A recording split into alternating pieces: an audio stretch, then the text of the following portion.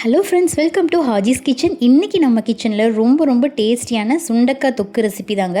சுண்டைக்காயில் இவ்வளோ டேஸ்டியாக தொக்கு செய்ய முடியுமான்னு நினைப்பீங்க. இதை செஞ்சு பார்த்துட்டு சொல்லுங்கள், ஏன்னா அந்தளவு டேஸ்ட்டாக இருந்துச்சுங்க. வாங்க எப்படி செய்யுதுன்னு பார்த்துடலாம். நான் இன்றைக்கி ஒரு அரை கப் நிறைய நல்ல ஃப்ரெஷ்ஷான சுண்டைக்காயை நல்லா க்ளீனாக வாஷ் பண்ணி எடுத்து வச்சுக்கிட்டேங்க.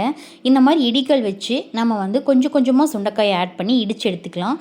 இடிச்சுனா ஒன்றும் பாதியமாக இடித்தா போதும், ரொம்ப இடிக்கணும்னு அவசியம் இல்லை. சுண்டைக்காய் உடஞ்சா போதும். ஸோ அந்த மாதிரி இடிச்சுக்கோங்க.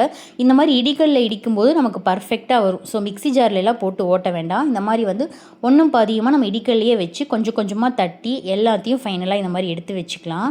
நான் இன்றைக்கி இந்த தொக்குக்கு ஃபுல் அண்ட் ஃபுல் நல்லெண்ணெய் தான் ஆட் பண்ணியிருக்கேன். இப்போ ஒரு கடாயில் நல்லெண்ணெய் கொஞ்சமாக ஆட் பண்ணிவிட்டு தட்டி வச்சுருக்க சுண்டைக்காயை ஆட் பண்ணி நல்லா வதக்கி விட்டுக்கலாங்க. சுண்டைக்காயை இப்படி வதக்கும் போது பார்த்திங்கன்னா கசப்பு தன்மையே போயிடும்.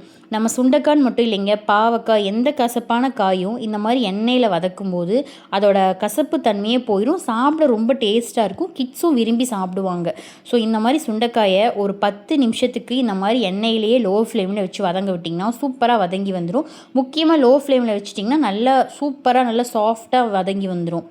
இந்த அளவு நல்லா வதங்கி வந்ததுக்கப்புறம் இதில் 3/4 சுண்டைக்காவை மிக்ஸி ஜாருக்கு மாற்றி ஒன்றும் பாதியமாக அரைச்சிக்கலாம். கொஞ்சம் சுண்டைக்காய் மட்டும் தனியாக எடுத்து வச்சுக்கலாங்க. இதுக்கு கொஞ்சம் வெந்தயம், கடுகு, உளுந்தம்பருப்பு, கொஞ்சமாக வரக்கொத்தமல்லி எடுத்திருக்கேன். நான் எல்லாமே பார்த்திங்கன்னா சின்ன ஸ்பூனில் அரை ஸ்பூன் எடுத்திருக்கேன். இந்த மசாலாவை ஆட் பண்ணால் தான் தொக்கு சூப்பராக வரும்.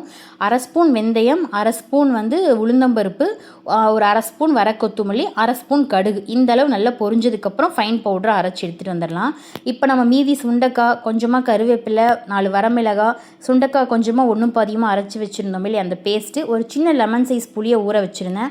ஒரு 20 பல் பூண்டை குட்டி குட்டியாக சாப் பண்ணி வச்சுருக்கேங்க. ஒரு பெரிய டேபிள் ஸ்பூன் நிறைய மிளகாத்தூள், கொஞ்சமாக பெருங்காயத்தூள் எடுத்துருக்கலாம். இப்போ ஒரு கடாயில் ஒரு 100 ml நல்லெண்ணெய் ஆட் பண்ணிக்கலாம். ஏன்னா சுண்டைக்காய் தொக்குக்கு நிறைய நல்லெண்ணெய் ஆட் பண்ணால் தான் நல்லாயிருக்கும். இந்த அளவு எண்ணெய் சூடானதுக்கப்புறம் நம்ம எடுத்து வச்சுருக்க வரமிளகாய், கருவேப்பிலையும் ஆட் பண்ணிவிட்டு கட் பண்ணி வச்சுருக்க பூண்டையும் சேர்த்தி நல்லா வதக்கி விட்டுக்கலாங்க. பூண்டு நல்லா கலர் சேஞ்ச் ஆகணும்.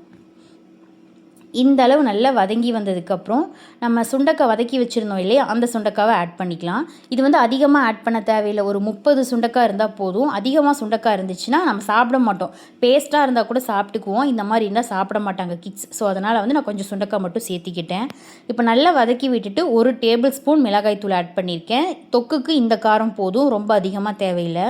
இப்போ மிளகாய் தூளையும் ஆட் பண்ணி 1 நிமிஷம் நல்லா மிக்ஸ் பண்ணி விட்டுட்டு சுண்டைக்காய் ஒன்றும் பாதியமாக அரைச்சி வச்சுருந்தோம் இல்லையா, அந்த பேஸ்ட்டையும் ஆட் பண்ணி இதில் ஒரு டம்ளர் தண்ணி சேர்த்து நல்லா மிக்ஸ் பண்ணி விட்டுக்கலாம்.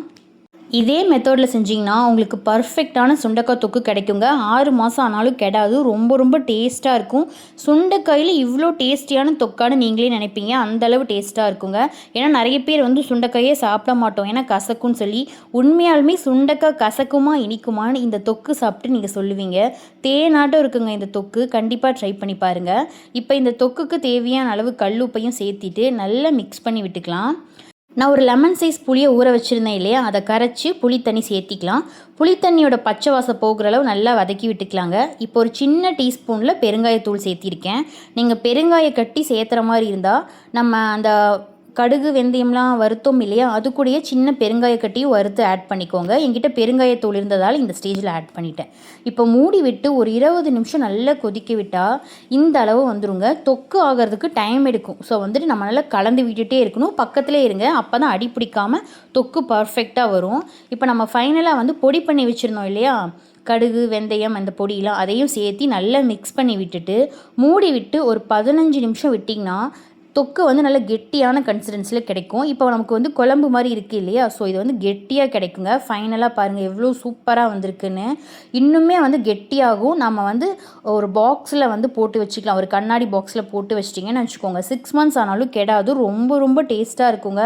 முக்கியமாக சாதம் கூட கொஞ்சமாக நல்லெண்ணெய் ஊற்றி இந்த தொக்கு போட்டு சாப்பிடும்போது சூப்பராக இருக்கும். கண்டிப்பாக ட்ரை பண்ணி பாருங்கள்.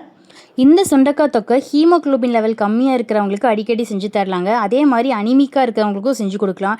டைஜஷன் ப்ராப்ளம் இருக்கிறவங்க, இப்போ செரிமானமே ஆக மாட்டேங்குது எது சாப்பிட்டாலும் அப்படின்னா, இந்த மாதிரி சுண்டைக்காயில் ஏதோ ஒன்று தொக்கு, சட்னி, துவையல் இந்த மாதிரி ஏதோ ஒன்று வாரத்தில் ஒரு தடவை எடுத்துக்கும் போது அவங்களுக்கு செரிமான பிரச்சனை சீக்கிரமாக சரியாயிடும்.